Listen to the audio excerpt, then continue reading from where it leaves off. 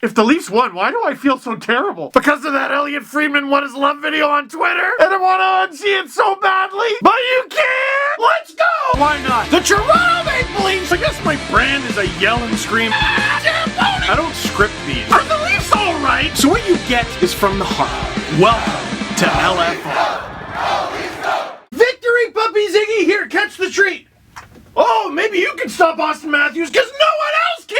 Leafs win! 5-3 over the Montreal Canadiens. Matthews' streak continues. The Leafs are in first place, so what are we gonna talk about? Nylander got benched. Don't worry, we're gonna talk about the good stuff first. Let's talk about the game. That was a decently high-scoring game, 5-3 in the end, but it was because of a wild second period. The first period actually belonged to the goalies. The shots were 13 for the Leafs and 10 for the Habs, which is a little high, but to me what struck me was the quality. Frederik Andersen honestly maybe having the best period he's had this season. Defensive breakdown, robbing Joel Armia on the penalty kill. Couple odd man rushes, couple partial breaks. Freddie coming up big in all of them, and they were impressive stops. Difficult stops. Even though the Leafs had more shots, I didn't feel like they were quite as dangerous, except that one chance from Ilya Mikheyev breaking out. That's the best dangling sequence I've ever seen him pull off. But Carey Price, Hasek-like, reaching back on the goal line to stop him. It was a great goalie duel of a period. But final minute of the first, the Habs done goofed. Victor Mete gets the hook on Zach Hyman, that's a penalty. And only 15 seconds to go in the frame, Ben Sherrod with the automatic 5-on-3 penalty, the puck over the glass,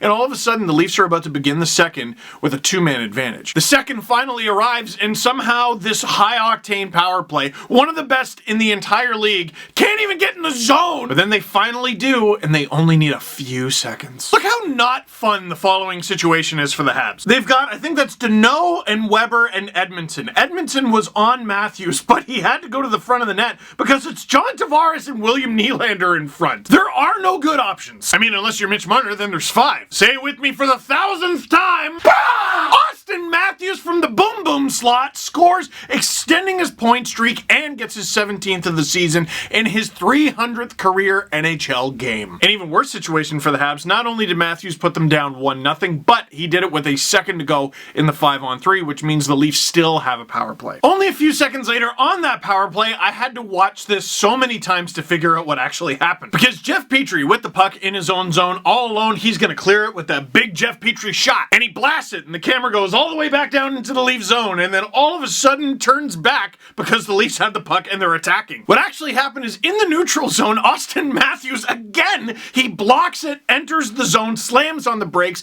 gives it across ice to Joe Thornton, gives it cross crease to Travis Boyd, and it's in. Travis Boyd, who was on the top unit of one of the best power plays in the entire NHL, gets his first NHL power play goal. You talk about making the most of an opportunity. This guy didn't even make the Leafs out of camp, but he's got hustle and he's got the common sense to have his stick on the ice when he's out there with Austin Matthews and Joe Thornton. There's nowhere to hide, there's nowhere to run, it's a bit scary, but gosh, it's fun! The Leafs power play strikes again, and the Habs are down 2-0. And that moment of glory for the Leafs is short-lived because almost right after. So Nylander sits a Brody is stopped, and that makes me sad, but it's okay because the Leafs have numbers back. But the puck goes the other way, and there's Travis Boyd standing on the RDS logo looking at the puck. There's Morgan Riley on the red line looking at the puck. And there's Jesperi Kotkaniemi, who is wide open and covered by neither of them. I don't care whose guy that's supposed to be. There's got to be some kind of awareness and communication. You can't just leave him that wide open. I was gonna talk about Nylander here because it seemed like he had a bit of a lazy line change, which we'll get to later. But no, whoever was coming on for him was never gonna make it back in time. One of Riley and Boyd should have had him. Kotkaniemi gets the breakaway. Hey, good luck, Fred, and it goes in. 33 seconds later, the Leafs are bunching up on the offensive blue line. Never a good recipe for success, and Boyd gives the puck away. Paul Byron takes it. Justin Hall tries to catch him, but he can't. Byron in all alone. Backhander beats Freddie. All of a sudden, just like that. 2-2. First of all, Travis Boyd with the 2-0 goal. That's good. Then on the 2-1 goal, I don't know if it should be his guy or Riley's. On this one, I do know he's the one who gave the puck away. It was not a very good couple minutes for Boyd after the goal. Second, the amount of people I saw dumping on Freddie after these 2 breakaway goals. I can't believe it. I'm going to skip ahead here and then come back. The puck beat Frederik Andersen 4 times in this game. 4. Uh-oh, that's too much. Well, let's look at them. Jesperi Kotkaniemi, breakaway, goal. Paul Byron, breakaway, goal. The disallowed goal, which we'll get to in a minute. Zach Hyman is down, so the Leafs are now shorthanded, and then the puck is rammed across the line by a stick pushing Freddie's pad. And in the last minute of the game, Tyler Toffoli gets a goal because he's left wide open because he accidentally high-sticked Jake Muzzin in the face, and so he went off all alone in front goal. So Freddie was beaten 4 times. One of them didn't count because it was goaltender interference, and the other 3 times there was an attacker completely alone. Well, hockey's a game of mistakes and you need a save from your goalie. No. They were completely alone. Like Matt Murray with the Ottawa Senators. He's been taking a lot of criticism because he's allowed some bad goals this year and his numbers are terrible. For sure he needs to be better. For sure. But you don't think his numbers have to do a little bit with the fact that the Sens suck? And it'd be one thing if this was in a vacuum, but after the first period that Freddie had that in parts was downright heroic, for him to get criticized, I don't get it. I don't get it. Sure, you need saves from your goalie. He's so far down my list of guys I would criticize for those 2 goals. And just like that, the Leafs and Habs combined for 4 goals in less than 3 minutes. We're less than 4 minutes into the second period. It's a 2-2 game. And then I was so bored because we had to wait another 3.5 entire minutes to get our next goal. Habs tried to dump it into the zone, but Zach Bogosian actually does a really good job of receiving it kind of one-handed on his backhand and then breaking the puck out to Matthews. And just like on the setup for the Boyd power play goal, Matthews enters the zone, stops up hard, and dishes. And hilariously, that leads to a 2-on-1 with Mitch Marner and, you guessed it, Travis Boyd. It's 5-on-5, they're not even on the same line. That guy's just always there. And Carey Price and the Montreal Canadiens are like, I've seen this movie before. And Mitch Marner says, plot twist, dangles, snipes! And it's a 3-2 Leafs lead. Matthews again with the nice assist. A little bit of role reversal there. And Mitch Marner on the best goal-scoring pace of his career.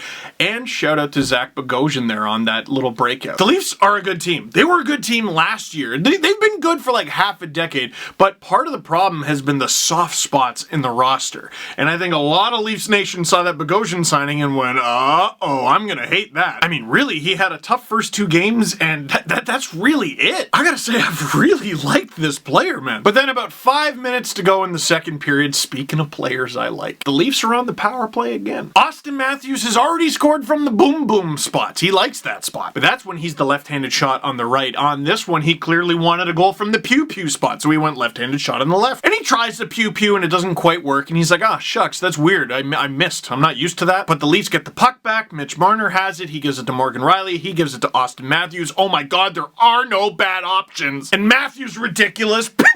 His actual holy smoking 18th goal of the season. This guy's on another universe. And the Leafs are back up 2. Matthews leads the league in goal scoring with 18. The second highest goal scorer in the NHL is Brock Besser with 12.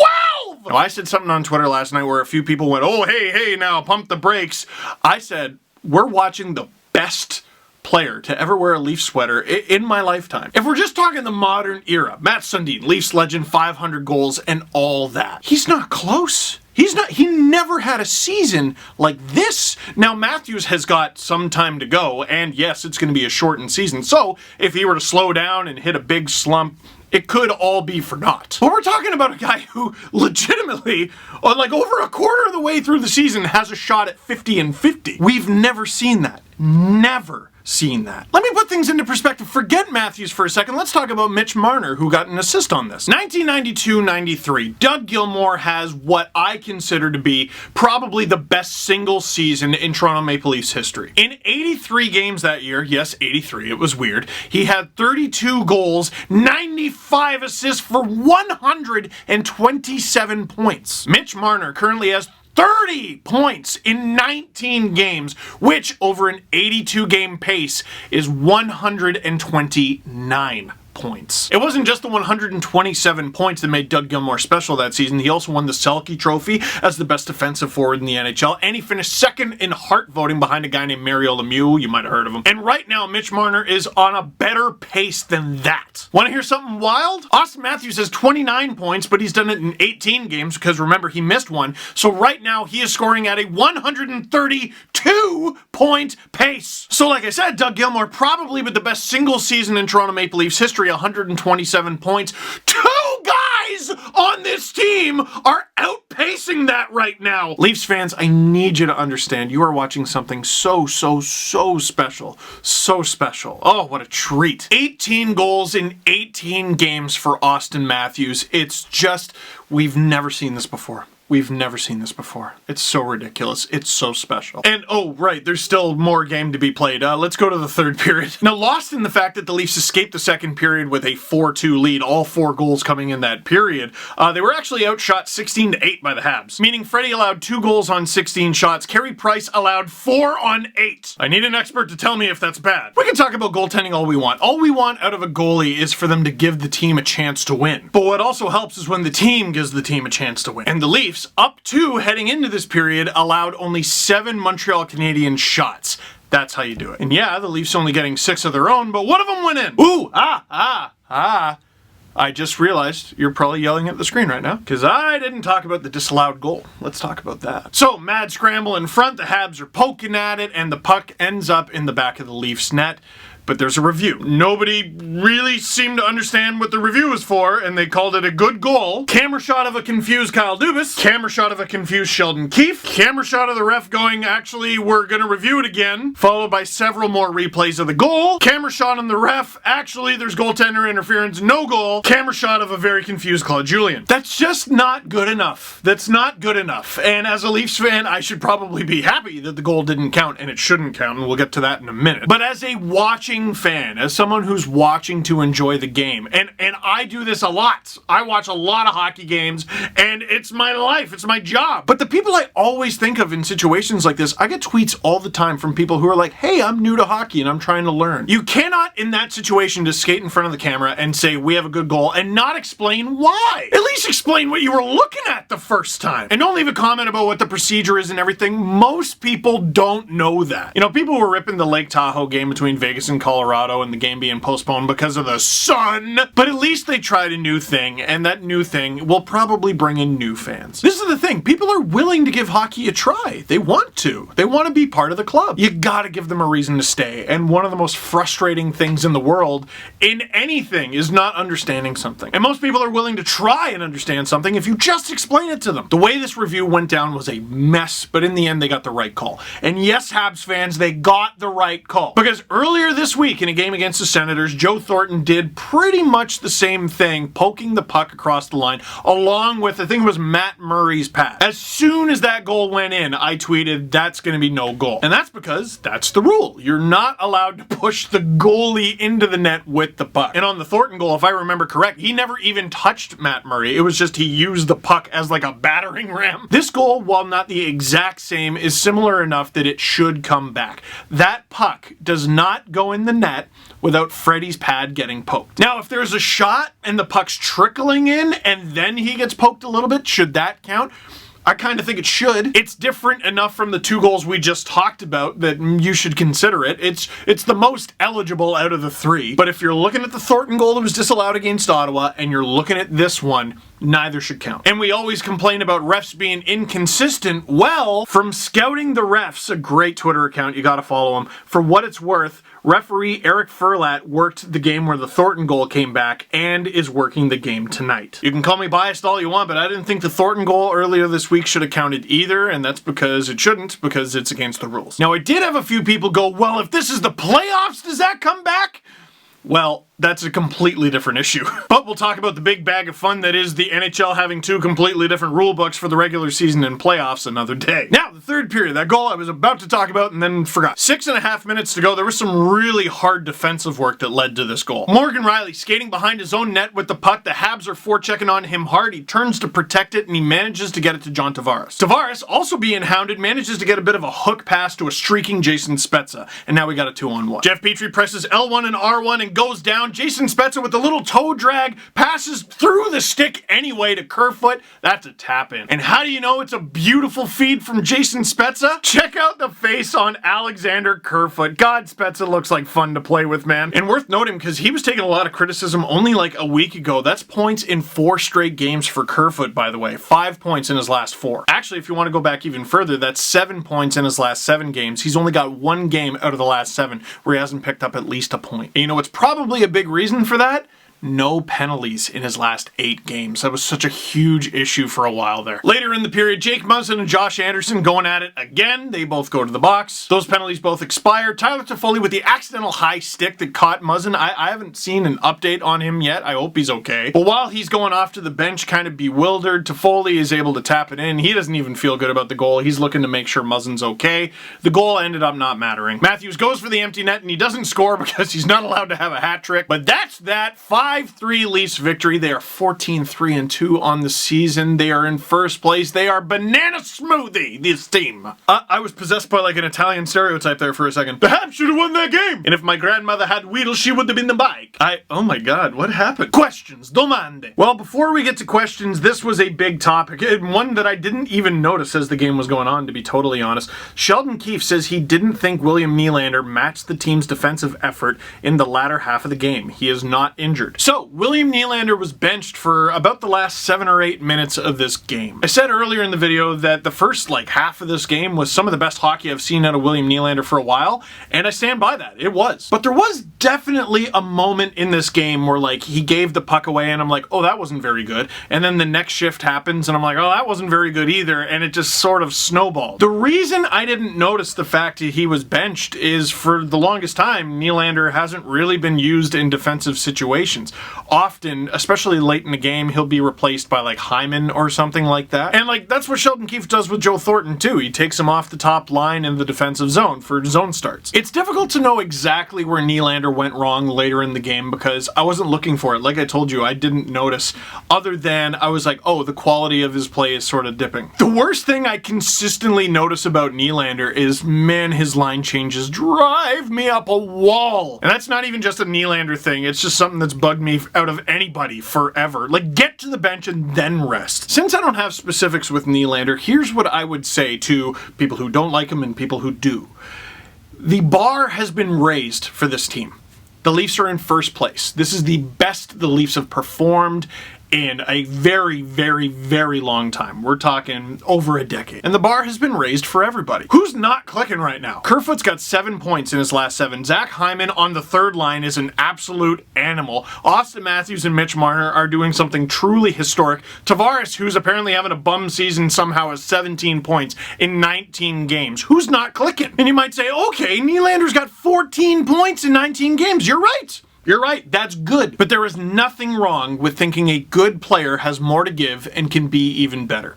To me, this is a non-issue. Now let's get to the questions. Who is Leo's favorite player and why? Leo's favorite player is Mitch Marner because even though he's not the closest to him in age, he is the closest to him in spirit, and he makes a lot of funny noises when he's on the ice. Have you noticed that? Woo! Hey, woo! Can we get an update on John Tavares' progress with the Calyx shelves? They're good. Would you agree Engvall had his best game? What do you think of the third line with Hyman? I think that's a tough line to play against. Yeah, that's a lot of thoughts all at once, but they're related. Zach Hyman on the third line. I get it now. I get it now. Well, first of all, Joe Thornton is better than we all thought.